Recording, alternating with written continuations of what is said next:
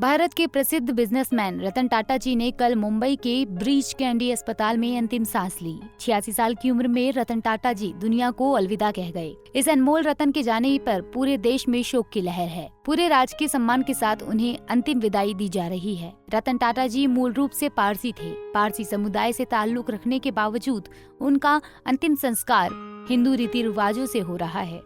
रतन टाटा के पार्थिव शरीर को 4 बजे मुंबई के वर्ली स्थित इलेक्ट्रिक शवदाह में रखा गया। यहाँ करीब 45 मिनट तक प्रेयर होगी। इसके बाद अंतिम संस्कार की प्रक्रिया पूरी की जाएगी। पारसी शमशान घर में उन्हें अंतिम विदाई दी जाएगी। पारसियों के अंतिम संस्कार की परंपरा हिंदू, मुस्लिम और ईसाइयों से काफी अलग है। पारसी परंपरा 3000 साल पुरानी है। पारसियों के कब्रिस्तान को दखमा या टावर ऑफ साइलेंस कहते हैं। टावर ऑफ साइलेंस गोलाकार खोखली इमारत के रूप में होती है। किसी व्यक्ति की मौत के बाद उन्हें शुद्ध करने की प्रक्रिया के बाद शव को टावर ऑफ साइलेंस में खुले में छोड़ दिया जाता है। टावर ऑफ साइलेंस में शव को खुले में सूरज और मांसाहारी पक्षियों के लिए छोड़ दिया जाता है। इसी तरह का अंतिम संस्कार बौद्ध धर्म के लोग भी करते हैं।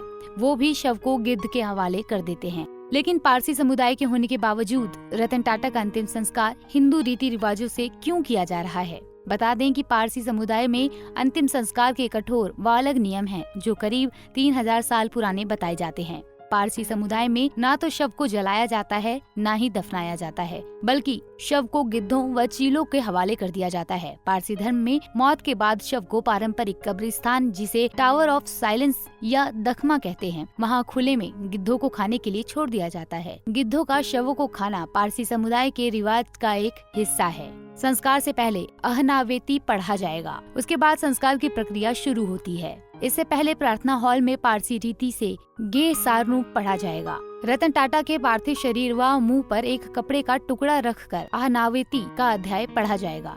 ये शांति प्रार्थना की एक प्रक्रिया है। इस दौरान आत्मा की शांति के लिए भगवान से प्रार्थना की जाती है। उसके बाद शव को गिद्ध व चीलों के हवाले कर दिया जाता है। लेकिन रतन टाटा का अंतिम संस्कार हिंदू रीति रिवाजों से होगा। हालांकि कोरोना महामारी के दौरान साल 2020 से अंतिम संस्कार के तरीकों में बदलाव हुआ है। खुले में शव रखने पर पाबंदी लगा दी गई है। कोरोना के समय पारसी अंतिम संस्कार रीति रिवाजों पर रोक लगा दी गई थी। इसी के साथ टावर ऑफ साइलेंस के लिए उचित जगह न मिलने और चील व गिद्ध जैसे पक्षियों की कमी के चलते भी पिछले कुछ सालों में पारसी लोगों के अंतिम संस्कार के तरीके में बदलाव आया है।